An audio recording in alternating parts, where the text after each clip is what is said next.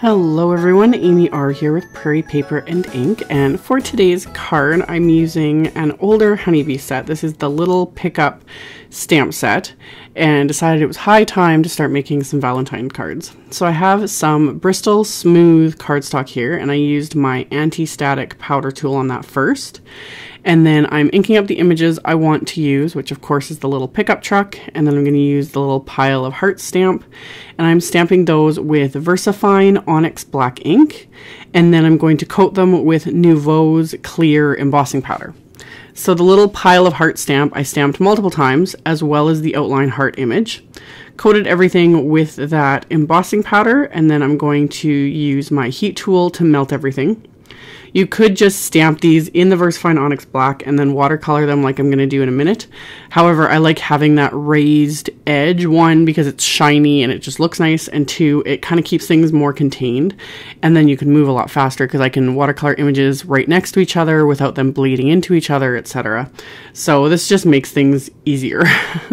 So after I had everything melted, I pulled out several Distress Oxide inks to watercolor with. They give a more, I guess, kind of almost like a creamy effect versus using the regular Distress inks or traditional watercolors.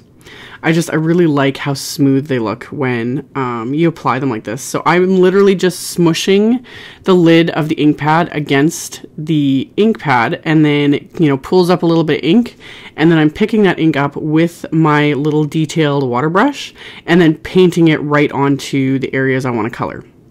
So this is why I also chose the Bristol Smooth cardstock, because it has that little bit of a coating on it, and it allows the ink to kind of smooth out onto it really, really nicely. And again, you just get that really smooth, creamy effect. It's very different than using regular dye inks or the Distress inks for watercoloring. So I just went along and I did the truck with that Candied Apple Distress Oxide ink, and I used Ice Spruce for the hubcaps and the windows. And then for the hearts, I was kind of thinking like conversation hearts. So I chose kind of bright / paler colors for it in rainbow order, because that's fun. So I'm using picked raspberry, spiced marmalade, fossilized amber, twisted citron, broken china, and wilted violet. And just going along and doing one color at a time, painting mostly randomly.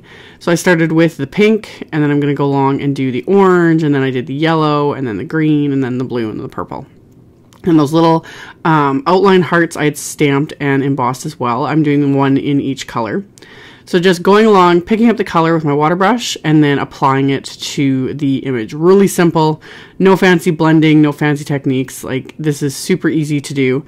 And then when it dries, it's good to go. The Distress Oxides, if you've never used them, they have like a chalky sort of textured look to them, but not in the sense of that finish where it rubs off. Like, once it's dry, it's good to go. Same with if you were to stamp it or anything like that. Once it's dry, it's good. It doesn't smear like other chalk inks used to back in the day. It just has the look, but it's hard to explain. Once you use them, I love them. I'm obsessed with these inks.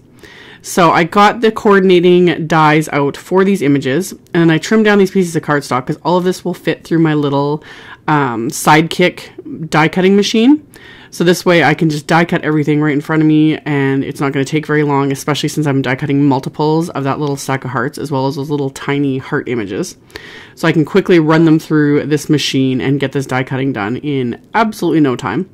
So I'm going to die cut all of these images with their coordinating little dies, and I'm just taping them into place with a little piece of washi tape just to hold that in place so that it doesn't shift when I run it through my machine. So I'm just going through multiple passes, die cut all of those little images, and then once I'm done die cutting, for my card base, I'm also using Bristol Smooth cardstock again, and I cut it to 4 1/4 by 11 and squared it at 5 1/2, so it's a top folding A2 sized card. And I decided to use another, just more Distress Oxide ink for my background, so I'm using the Twisted Citron ink. And I started at the lower right corner, and I'm just sponging the ink on with a mini ink blending tool. Starting at the lower right corner and just kind of fading it out towards the other edges of the card, applying it fairly heavily towards the lower corner there. And once I'd done that, I wanted to add a little bit of interest to this. So I pulled out one of the stencils from the Ocean Scene Builder stencil set. And off camera, I have a clean blending sponge and I sprayed it with water. So it's just damp with just clean water on it. And I'm going to run that against the stencil. And it's going to like pick up and remove a lot of that ink. And you get this neat kind of effect, especially over the Bristol Smooth cardstock, just because, again, the way this cardstock is, it almost completely wiped away the ink doing that. So now I kind of want to do this with other stencils and experiment and see what happens. Of course, that wasn't enough, so I still needed to splatter more water onto the background with my paintbrush. It's kind of hard to see on camera, but in real life, you've got that fun, you know, splatter effect where it kind of removes and lightens some of the areas of ink. So I did that twice, just splattering on the water by picking it up with a paintbrush and tapping it against my finger. I'd let it sit for 30 to 45 seconds, something like that, and then pick that up with my paper towel. And then I've got that fun splatter effect as well as that kind of ray effect from the stencil. And then I laid kind of everything out roughly how I wanted it to go on my card, and I'm using the Sending You sentiment set from Honeybee. And after I kind of had my sentiment like laid out how I wanted it, I'm going to ink up the different portions of it with different colors of ink.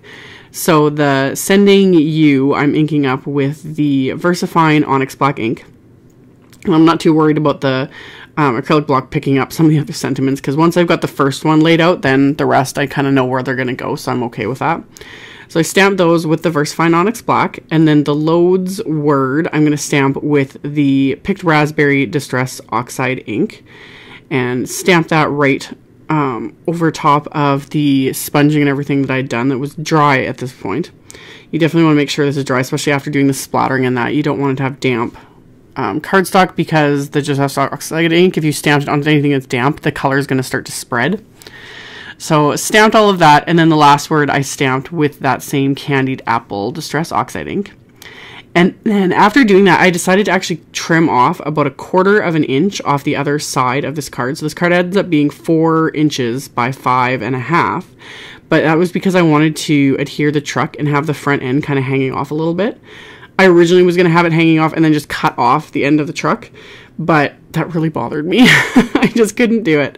So instead I cut off the other end of the card just to make it work so that I could hang the other end off this and everything would fit the way I was seeing it in my head. So it still fits in an A2 sized envelope. The card is just a little more narrow, and then the front end of it hangs off, and it gives it that little bit of visual interest too. So I applied everything with foam tape, and then these little hearts actually came in really handy because I had a smear of ink on the lower right there, so I covered that with one of the die cut hearts.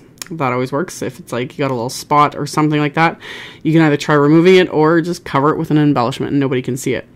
So I adhered 3 of the little die cut hearts, and then there's a little solid heart image in that little pickup set. So that one I'm just inking up with that Candied Apple Distress Oxide ink, stamping it onto my card front.